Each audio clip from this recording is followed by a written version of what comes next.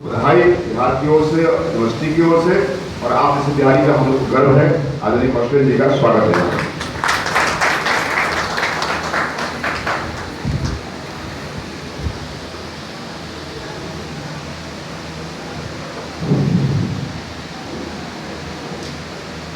आदरणीय और पूजनीय दोनों से हमारे सांसद भी रह चुके हैं doctor Sanjay Paswan sir,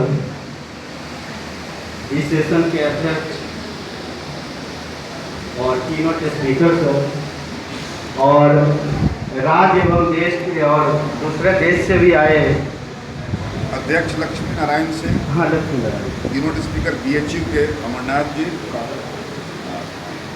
Patna law college के प्रोफेसर प्रिंसिपल वाणी नूतन जी और नेपाल के आए हुए सभी लोगों का बहुत बहुत आभार, और विशेष करके डॉक्टर संजय पासवान सर का, जिन्होंने मुझे मौका दिया अपनी बात को आप लोगों के बीच रखने का। और ये जो 4 डे इंटरनेशनल सेमिनार है, inspiration and challenges of new generation Dalit in the light of doctor Ambedkar साहब पर्सपेक्टिव,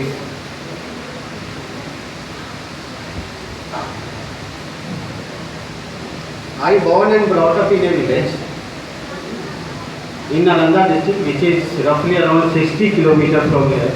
यहाँ से 60 किलोमीटर दूर है मेरा गांव। वहाँ से ही आगे बढ़ा, नवोदय विद्यालय से पढ़ाई की, उसके बाद साइंस कॉलेज पटना से आके 11th-12th की पढ़ाई की। Thereafter then to complete my engineering in agriculture from Gujarat, और फिर वहाँ से आए अहमदाबाद में MBA की पढ़ाई की। After that I came back, I returned, and I started working with the farmers, and started also founded an organization called Bihar Entrepreneur Association in 2011. Now I am very glad to share with you that BA is now the largest association of entrepreneurs in Bihar. More than 40,000 people are members of it across the 38 districts of Bihar. आज का जो topic है खास करके हमारे session का, जो कि रिलेटेड है डॉक्टर अम्बेडकर साहब, एंटरप्रेन्योरशिप एंड थ्रोजनिज्म तो इशूज एंड उसको किस तरह से, how many of us know कि other than reservation doctor Ambedkar साहब का क्या बोल रहा है। मॉनेटरी पॉलिसी जो इंडिया का इस्टेब्लिश हुआ था initial year, how many of us, very glad to share that RBI का जो फाउंडेशन है, वो फाउंडेशन के लिए रिकमेंडेशन डॉक्टर गोविंद साहब अम्बेडकर ने किया, बाबा साहब ने किया। RBI का जब 1935-36 में बनाया गया था तो उन्होंने किया था। जितने भी लोग उस मीटिंग में आए थे, everybody was carrying the book written by doctor Baba Saheb, the problem of the rupee, its origin and its solution. तो हम लोगों ने, मैं बराबर कहता हूँ शुरुआत से ही, बस 2 ही लोग मेरे प्रेरणा स्रोत रहे, बाबा साहब एक गांधी जी, कि हम लोगों ने हमेशा सिर्फ एक लिमिट करके रखा है सिर्फ सामाजिक दायरे में, लेकिन उससे भी बड़ा इनका हस्तक्षेप रहा है और हमेशा से रहा है वो इकोनॉमिक। हमेशा बाबा साहब ने कहा था सोशल रिफॉर्म और इकोनॉमिक रिफॉर्म दोनों को पैरेलली चलना। अगर आप चाहते हैं कि सिर्फ सोशल रिफॉर्म हो जाए, इकोनॉमिक ना हो, तभी इक्वलिटी रहेगा समाज में, और अगर सिर्फ इकोनॉमिक होगा, सोशल नहीं होगा, तभी इक्वलिटी रहेगा। उन्होंने ही था जो बात किया था फ्रीडम ऑफ कॉन्ट्रैक्ट का। जब भी हम इकोनॉमिक्स पढ़ते हैं, जब भी हम कैपिटल की बात करते हैं, तो वहाँ एक बहुत ही महत्वपूर्ण टर्म होता है जो कॉन्स्टिट्यूशन ऑफ इंडिया ग्रांट करता है, फ्रीडम ऑफ कॉन्ट्रैक्ट। कोई भी आप बिजनेस करते हैं, एंटरप्रेन्योरशिप करते हैं, तो बहुत मायने रखता है, जो कि बाबा साहब ने ही दिया है संविधान जो हमारे बीच आया था।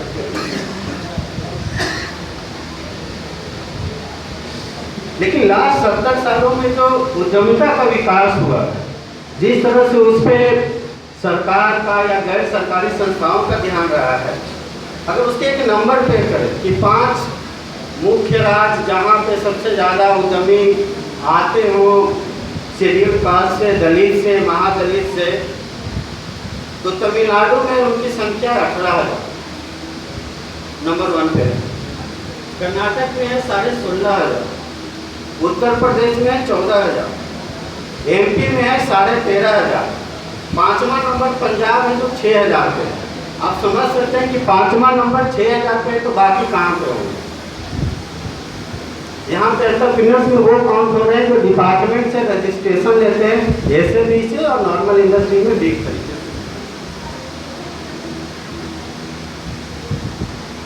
इंडिया में अभी दलित बिलियनर सिर्फ एक आदमी है, अभी भी फसलों हम लोगों को शायद पता भी नहीं होता, हम लोगों ने कभी उनको आइकन की तरह नहीं अपनाया है। तो फ्रॉम दिस मंथ एक चीज मैं कहना चाहूँगा, now the time has also come कि सोशल रिफॉर्मर या सोशल में जो टॉर्च बियरर बने उनके साथ इकोनॉमिक में जो दलित के आइकन है उनको भी हम लोग आइडेंटिफाई करें। And we must start recognising this. Rajesh Saraiya he is the only billionaire who is the Dalit in the country. उनके कंपनी का नाम है स्टील माउंट प्राइवेट लिमिटेड, सिर्फ एक ही है पूरे देश में। तो ये समझना होगा हम लोगों को कि कैसे हम उनको आइडेंटिफाई करें, उनको बढ़ावा दें। पहले सेशन में सर का मैं एक चीज़ सुन रहा था, बहुत अच्छी बात सर ने कहा कि now the time has come to talk about success story, कि जो सक्सेस होकर के आगे निकल रहे हैं। क्योंकि कहीं ना कहीं तो सूरज जो है जब वो लाइट दिखाता है तो वही रास्ता दिखाता है। तो एक अगर दीप प्रज्वलित कहीं है, एक बिलियनर है तो कैन बी फैसिलिटेट ही। ये बहुत ही आइरोनिकल है कि हमारा जो सेबी है, बॉम्बे स्टॉक एक्सचेंज है, नेशनल स्टॉक एक्सचेंज है, बहुत सारे लिस्टेड कंपनीज हैं, लेकिन एक भी लिस्टेड कंपनी दलित का नहीं, एक भी नहीं है। आज और भी फैक्ट पे आता हूँ। गवर्नमेंट ऑफ इंडिया का 2017-18 का बजट है 21,46,000 करोड़ जो एक्सपेंडिचर करेगी गवर्नमेंट ऑफ इंडिया। उसमें से लगभग 2 लाख एक्सपेंडिचर होगा सैलरीज पे। बचपन से लेकर आज तक जहाँ भी मैं जाता हूँ एक चीज़ सुनता हूँ, हमेशा हम लोग आरक्षण की डिमांड करते हैं, रिजर्वेशन चाहिए, जॉब में रिजर्वेशन चाहिए, कॉलेज में रिजर्वेशन चाहिए। इनडायरेक्टली हम रिजर्वेशन मांग रहे हैं जो कि 21 लाख करोड़ है, उसमें से सिर्फ 2 लाख का रिजर्वेशन की बात कर रहे हैं। बाकी गवर्नमेंट ऑफ इंडिया जो 19 लाख करोड़ रुपये खर्च करने वाली है वो एंटरप्रेन्योर्स के थ्रू। ये दिमाग में डाल, हम लोग को दिमाग में डालना बहुत ज़्यादा जरूरी है। आउट ऑफ 20 लाख करोड़ सिर्फ 2 लाख सैलरी में खर्च होगा और उस 2 लाख में सिर्फ हम आरक्षण की मांग कर रहे हैं जो डिफरेंट पर डिफरेंट परसेंटेज पे है।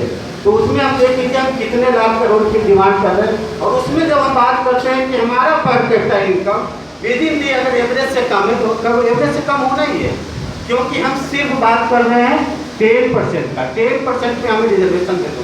What about 90%? वो 90% एक्सपेंडिचर किस तरीके से हो रहा है? वो एंटरप्रेन्योर्स के थ्रू होता है। अब कहीं भी जाइए वो एंटरप्रेन्योर्स के थ्रू होता है, चाहे वो रेलवे हो, चाहे कोई भी डिपार्टमेंट हो, एग्रीकल्चर हो, रेलवे, एवरी डिपार्टमेंट, वो एंटरप्रेन्योर के थ्रू ही पैसे खर्च करती है टेंडर प्रोसेस के थ्रू। तो चाहे पुल बन रहे हो, चाहे रोड बन रहे हो, चाहे आज डिफेंस सेक्टर में प्राइवेटाइजेशन हो, हर जगहों पे। तो वी हैव टू थिंक किस तरह से we can get into that. It's a very sorry state when I say this. There has been no systematic study of SC entrepreneur in the country in the state also. एक systematic study होना जरूरी है कि क्यों नहीं है। एक बात बताना चाहूँगा सर, एक मीटिंग में थे हम लोग गवर्नमेंट ऑफ बिहार के साथ इंडस्ट्री डिपार्टमेंट में, तो लास्ट ईयर तक लगभग ₹100 करोड़ वो लोग रिटर्न कर रहे थे, बजट में खर्च नहीं कर रहे थे, जो कि खर्च होना था एससी एंटरप्रेन्योर्स पे उनके डेवलपमेंट। तो हम लोगों ने वहाँ एज एन एंटरप्रेन्योर एसोसिएशन आवाज़ उठाया कि ये शायद इसलिए है because we have wrongly defined the entrepreneurs and enterprises in the state. Why we are not identifying and recognising, अगर कोई जूता बना रहा है उसको एज एन एंटरप्रेन्योर, क्यों हम उसको एसएमई में नहीं लाना चाहते, उसके लिए क्यों नहीं करना चाहते? After that government of Bihar has get into the motion और टेक्सटाइल एंड लेदर का लेकर के क्लस्टर बना के totally funded by the government, जहां पे उनको दिया जाएगा बनाने का।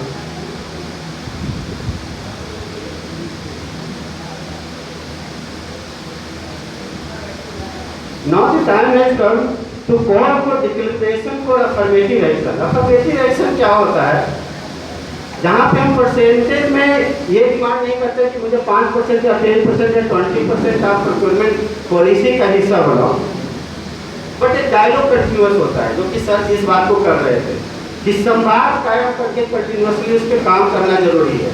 अगर एक सिस्टमेटिक स्टडी होगा, जिसका मैं डिमांड कर रहा हूँ sir, I think you are the best person to do that, कि अगर सिस्टमेटिक स्टडी हो करके अगर उस फैक्ट्स एंड फिगर को अगर हम प्रेजेंट करते हैं कि हमारे राज्य में सिर्फ इतने हजार ऐसे एंटरप्रेन्योर्स हैं, they are facing these problem, जो हम लोग एसोसिएशन जितने भी लोग से इंटरेक्ट करते हैं, वहाँ पे जब भी हम लोग इस बात को रखते हैं तो एक चीज जो निकल के आता है, they are facing acute problem in access to capital, चाहे वो पब्लिक कैपिटल की बात हो चाहे प्राइवेट कैपिटल की बात हो। कारण क्या है कि कोई भी कैपिटल उसका बेस क्या है, कहीं ना कहीं से आपको कोलेटरल चाहिए, कहीं ना कहीं से मॉर्गेज चाहिए, मतलब उसका बेस तभी कैपिटल एक्सेस हो पाता है when you have access to asset, capital asset.